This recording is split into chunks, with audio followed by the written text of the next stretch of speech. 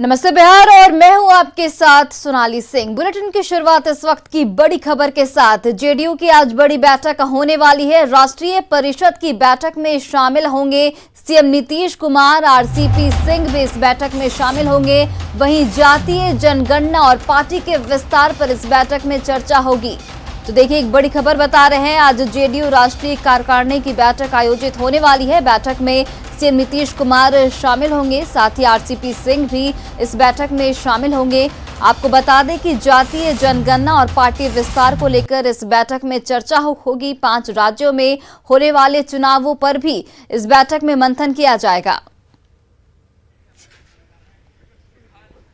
तो पटना से एक बड़ी खबर आपको बता रहे हैं, जेडीयू को मजबूत करने पर आज मंथन होने वाला है। इस बैठक में सीएम नीतीश कुमार, आरसीपी सिंह और ललन सिंह तीनों एक मंच पर शामिल होंगे। देखिए, निश्चित रूप से जब राष्ट्रीय परिषद की बैठक है और सिर्फ बिहार के लोग ही उसमें मेंबर नहीं होते, देश भर के लोग उसमें सदस्य होते हैं, तो देश भर से लोग बिहार आएंगे तो स्वाभाविक रूप से महत्वपूर्ण तो है ही। और उस बैठक में जो कुछ निर्णय पहले कार्यकारिणी में लिए गए हैं उनका अनुमोदन होना है। सिर्फ किसी पार्टी का नहीं बल्कि पूरे देश का जातीय जनगणना वाली बात। जमुई पुलिस ने एक कार से 20 लाख रुपए जब्त किए हैं। लक्ष्मीपुर थाना पुलिस ने वाहन चेकिंग के दौरान एक कार से 20 लाख रुपए जब्त किए। साथ ही कार में सवार 2 लोगों को भी पुलिस ने हिरासत में लिया है। कार में सवार लोग कैश के बारे में पूछे जाने को लेकर संतोषजनक जवाब नहीं दे पाए।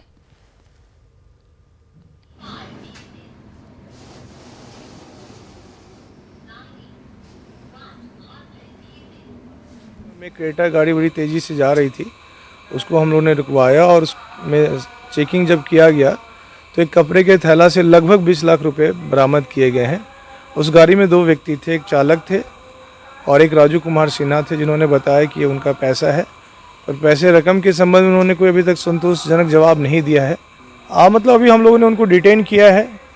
अभी जब तक इनकम टैक्स का और जांच पदाधिकारी का प्रतिवेदन आ जाएगा, उसके आलोक में विधि सम्मत कार्रवाई की जाएगी। वहीं देखिए, मुजफ्फरपुर में भी एक अधीक्षण अभियंता की गाड़ी से 18 लाख रुपए जब्त किए गए हैं। दरभंगा के ग्रामीण कार्य विभाग के अधीक्षण अभियंता अनिल कुमार अपनी सरकारी गाड़ी से पटना जा रहे थे, तभी मुजफ्फरपुर में फकूली के पास पुलिस ने तलाशी के लिए उनकी गाड़ी को रोका, जिसके बाद गाड़ी में नोटों की गड्डी से भरा एक बैग देख पुलिस वालों की आंखें चौंधिया गईं। इंजीनियर अनिल कुमार की गाड़ी में 500 रुपए के 36 बंडल मिले, जिसकी गिनती करने पर 18 लाख रुपए पाया गया। हालांकि बताया ये भी जा रहा है कि कार में 30 लाख रुपए थे, लेकिन शुरुआती दौर में 18 लाख की ही पुष्टि हो पाई थी। इसके बाद पुलिस ने इंजीनियर अनिल कुमार और गाड़ी के ड्राइवर को हिरासत में लिया है। अब तक की पूछताछ में इंजीनियर ने इतनी बड़ी रकम को लेकर कोई संतोषजनक जवाब नहीं दिया है। पुलिस इस बारे में संबंधित तमाम विभागों को जानकारी देकर आगे की कार्रवाई में जुट गई है। गौरतलब है कि पंचायत चुनाव को लेकर आदर्श आचार संहिता लागू होने के बाद कैश को लेकर पुलिस कड़ी नजर रख रही है। और दरभंगा से पटना जा रहे इंजीनियर अनिल कुमार के पास इतनी बड़ी राशि को लेकर न तो कोई ठोस कागजात थे और न ही वे पैसे को लेकर कोई ठोस जवाब दे पाए। ऐसे में इसे काली कमाई के रूप में ही देखा जा रहा है, जिसकी जांच फिलहाल शुरू कर दी गई है। चेक पोस्ट पे सुबह सूचना के आधार पे एक स्कॉर्पियो गाड़ी को रोका गया। उस गाड़ी से 18 लाख के आसपास कैश बरामद हुआ है और गाड़ी में रूरल वर्क्स डिपार्टमेंट के एक इंजीनियर जो कि दरभंगा में कार्यरत हैं, वो उनकी गाड़ी है, वो थे गाड़ी में मौजूद। उनके पास से 18 लाख बरामद हुआ है कैश और आगे की कार्रवाई की जा रही है इस पर। हिरासत में अभी उनसे पूछताछ चल रही है कि ये कैश का सोर्स क्या है। और कितने लोग थे गाड़ी में? गाड़ी में एक ड्राइवर था और एक इंजीनियर थे। लोग जो भी एसओपी है उसके आधार पे जिस डिपार्टमेंट को खबर करना है, इन्फॉर्मेशन देनी है, उसके आधार पे इन्फॉर्मेशन दे करके। और वहीं औरंगाबाद पुलिस ने गांजा की बड़ी खेप को जब्त किया है। पुलिस ने गांजा से भरे टैंकर को पकड़ा है, जिससे 20 क्विंटल गांजा बरामद किया गया है। जब्त गांजे की कीमत 2 करोड़ से ज्यादा बताई जा रही है। पुलिस ने 2 तस्करों को भी इस दौरान गिरफ्तार किया। दोनों भोजपुर के रहने वाले हैं। गांजे की खेप को विशाखापट्टनम से भोजपुर ले जाया जा रहा था। 20 क्विंटल गांजा वहां से पकड़ाया है। गाड़ी के दो चालक मिथिलेश कुमार पासवान और शिव कुमार महतो, दोनों गजराजगंज ओपी भोजपुर जिले के हैं। इन लोगों को गिरफ्तार किया गया है। गांजा का इतना बड़ा खेप विशाखापट्टनम से भोजपुर ले जाने की बात हो रही है। इस बरामद गांजा का जो अंतर्राष्ट्रीय बाजार में कीमत 2 करोड़ के आसपास बताया जा रहा है। बेतिया में पुलिस की मौजूदगी में दो पक्षों के बीच हिंसक झड़प हुई। घटना श्रीनगर पुजहा थाना के भवानीपुर का है, जहां अवैध धारा मशीन को लेकर दो पक्षों के बीच जमकर मारपीट हुई। पुलिस की मौजूदगी में ही जमकर लाठी डंडे चले, जिसमें दोनों पक्ष के आधा दर्जन लोग घायल बताए जा रहे हैं।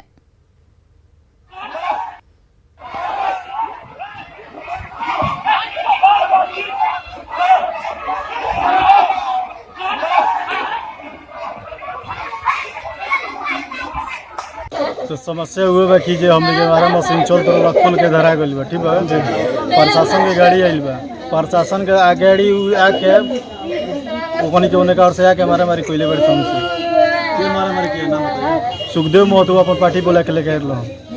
सुखदेव महतो कौन कौन आए थे उधर से? सुखदेव महतो उनको लेके दुगु। अच्छा, लड़का का नाम क्या है? महंत भोला बगरा सोन। चिरान उखाड़े हुए ही नहीं, हमने गोइनी से देखे तो लगले समय धूल लाठी चलावे। आप लोग देखने गए थे? हाँ।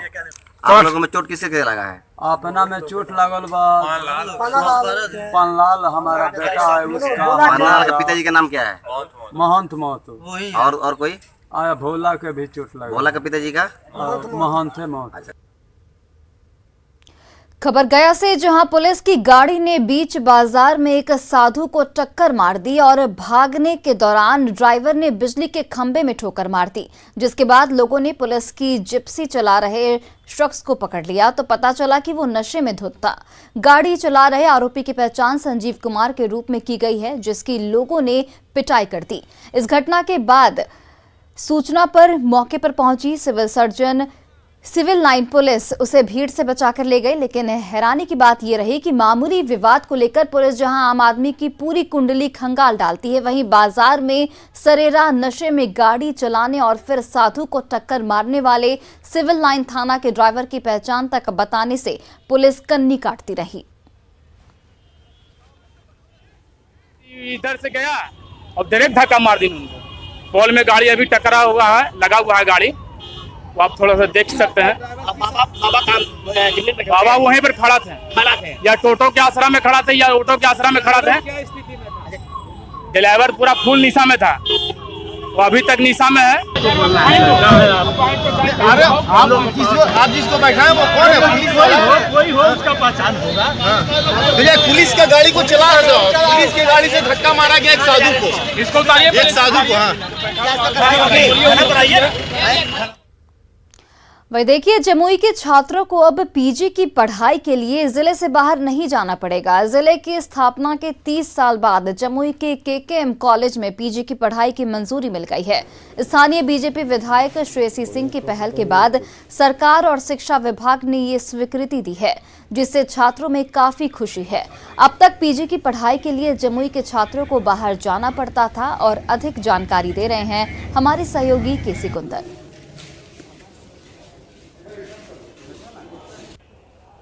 जमुई को जिला बने 30 साल गुजर गया, लेकिन जिले के किसी कॉलेज में पीजी की पढ़ाई नहीं होती थी। जहां पर आबादी लगभग 19 लाख है, वहां पर ग्रेजुएशन के बाद पोस्ट ग्रेजुएशन के लिए छात्रों को परेशान होना पड़ता था, पलायन करना पड़ता था दूसरे शहर में।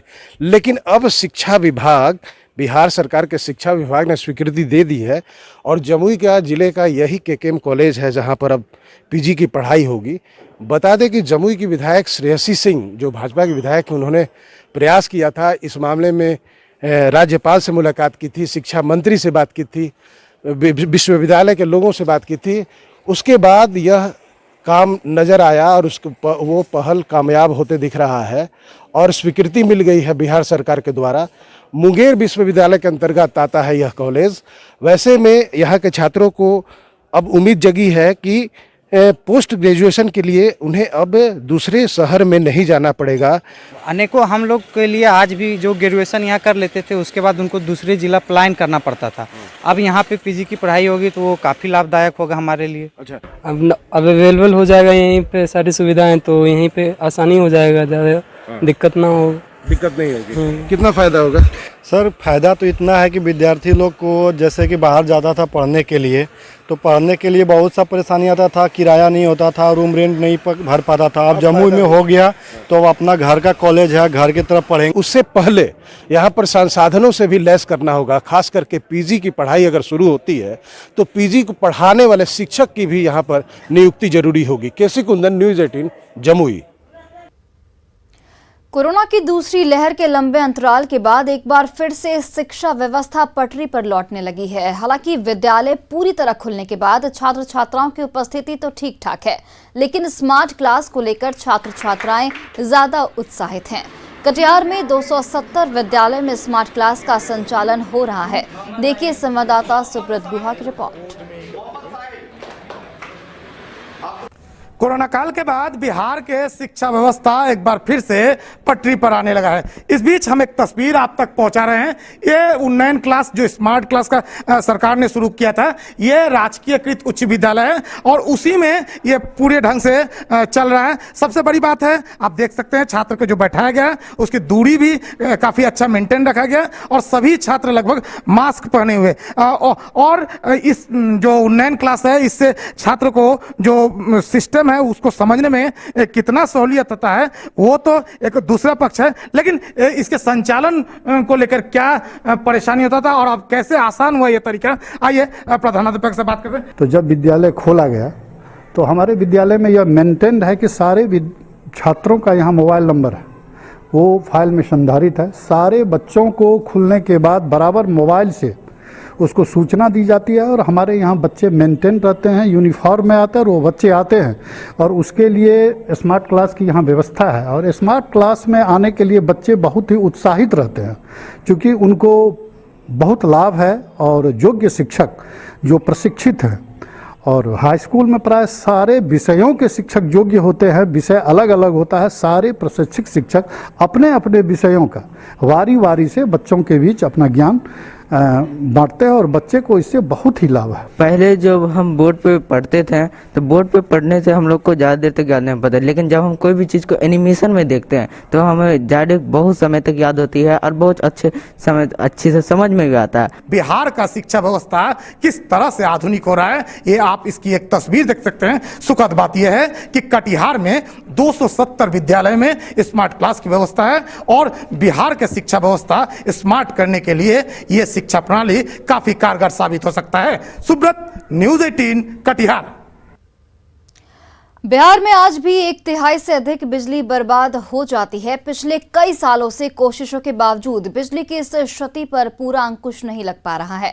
एक रिपोर्ट के मुताबिक बिजली विभाग के टेक्निकल फॉल्ट की वजह से बिहार को हर साल 1442 करोड़ रुपए का नुकसान उठाना पड़ता है।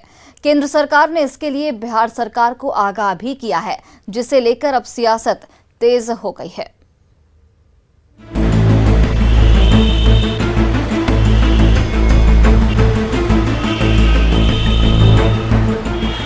बिहार में aggregate technical and commercial loss कम करने के लिए केंद्रीय ऊर्जा मंत्रालय ने बिहार को आगाह किया है, लेकिन हकीकत में इस पर अंकुश लगाना मुश्किल साबित हो रहा है। जानकारों की माने तो बिहार का पीक लोड बढ़ने के कारण इस पर नियंत्रण करना मुश्किल हो रहा है, क्योंकि पीक लोड बढ़ने से ही बिजली का वास्तविक नुकसान भी बढ़ जाता है। दरअसल साल 2015-16 में बिहार में बिजली की डिमांड 4000 से 4500 मेगावाट थी। इसमें क्षति 40% थी। तब 1600 से 1800 मेगावाट बिजली की क्षति हुई। साल 2020 में बिहार में बिजली की डिमांड 6000 मेगावाट थी और क्षति 35%। 2100 से 2200 मेगावाट बिजली की क्षति पिछले साल भी हुई। वैसे इस मामले में राज्य सरकार के पास अपने ही तर्क हैं। सुनिए बिहार के ऊर्जा मंत्री विजेंद्र यादव क्या कह रहे हैं। इंडस्ट्रियल स्टेट है नहीं ये, तो इंडस्ट्रियल स्टेट में इंडस्ट्री में जो खपत होती है उसका बिल प्रॉपर मिल जाता है। यहाँ तो हम सब्सिडी देते हैं 4000 करोड़। हालांकि बिहार की विपक्षी पार्टियां बिजली के नुकसान को घोटाले से जोड़ रही हैं, तो सत्ता पक्ष की ओर से जल्द ही टेक्निकल समस्या को दूर करने का दावा किया जा रहा है। अंत में भारत सरकार को यह कहना पड़ा कि अगर आप अपना ट्रांसमिशन लॉस कम नहीं करेंगे, अगर आप चीजों को व्यवस्थित नहीं करेंगे, तो हम भारत सरकार द्वारा दी जाने वाली राशि रोक देंगे। तो इतना बड़ा ये जो कुव्यवस्था है, ये बिना सरकार के डायरेक्ट इन्वॉल्वमेंट के संभव नहीं है। ये जो घोटाला है ये बहुत बड़े पैमाने पर है। अब तो केंद्र सरकार ने भी आगाह कर दिया है। अब सरकार बेशर्म बैठी हुई है, सरकार को इस पर गंभीरता से ध्यान देना चाहिए। ये जनता की गाढ़ी कमाई सरकार लुटा रही है। ये कोरी बकवास है, क्योंकि बिहार एक ऐसा स्टेट है जिसने बिजली के मामले में मानक, ये देखिए ये सब टेक्निकल विषय हैं, मैं टेक्निकल तो हूँ नहीं।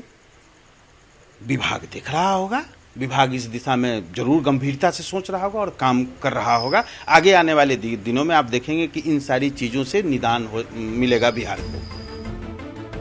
ये सही है कि विभाग की खामियों के चलते 4%, जबकि तकनीकी खामियों से 7% बिजली स्वाभाविक रूप से बर्बाद हो जाती है। बिजली विभाग के अधिकारी फिलहाल इस मामले पर कुछ कहने को तैयार नहीं, लेकिन इसमें कोई शक नहीं कि मौजूदा सरकार के कार्यकाल में बिहार ने बिजली के क्षेत्र में उल्लेखनीय प्रगति की है। Aggregate technical and commercial loss की चुनौती को यदि समय रहते विभाग काबू पा ले, तो इससे सरकारी पैसों की बर्बादी जरूर रुकेगी। न्यूज़ 18 के लिए पटना से संजय कुमार की रिपोर्ट। ब्रेक के बाद आप सभी का स्वागत है। पटना में गौरीचक थाना के अंडारी गांव में हैरान करने वाला वाकया सामने आया है, जहां 1.5 महीने पहले परिवार वालों ने जिस युवती के शव को बेटी समझकर अंतिम संस्कार कर दिया था, वो अब जिंदा लौट आई है। लड़की ने खुद गौरीचक थाने में जाकर बताया कि वो जिंदा है और प्रेम प्रसंग में वो चेन्नई चली गई थी। अब पुलिस इस बात को लेकर हैरान है कि जिस शव का अंतिम संस्कार किया गया, वो शव आखिर किसका था। पटना संवाददाता रजनीश कुमार की इस रिपोर्ट को देखिए। पटना के गौरीचक थाना के अंडारी गांव में एक सनसनीखेज मामला सामने आया है, जहां 1.5 माह पहले एक मां ने अपनी जिस बेटी का अंतिम संस्कार कर दिया था, वो बेटी अब जिंदा निकली।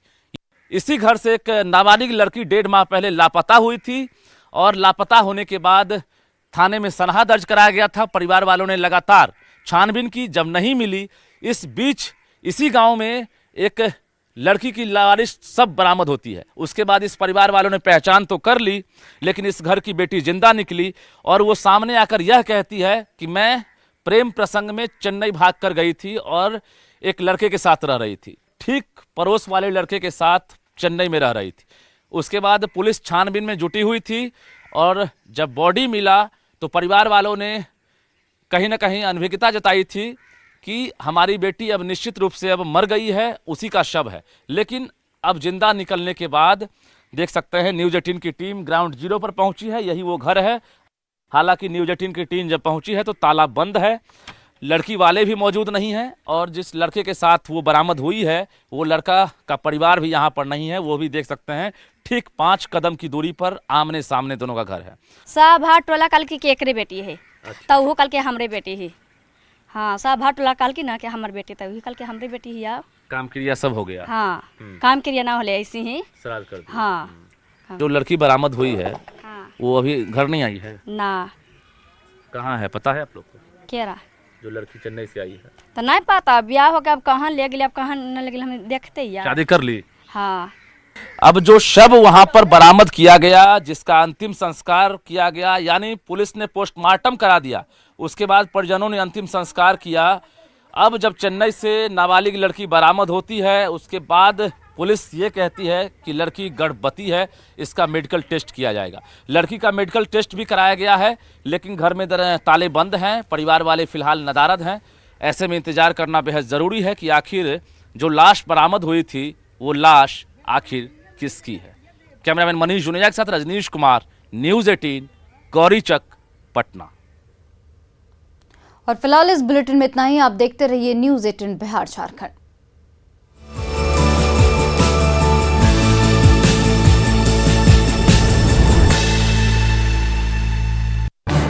इस न्यूज़ हेडलाइन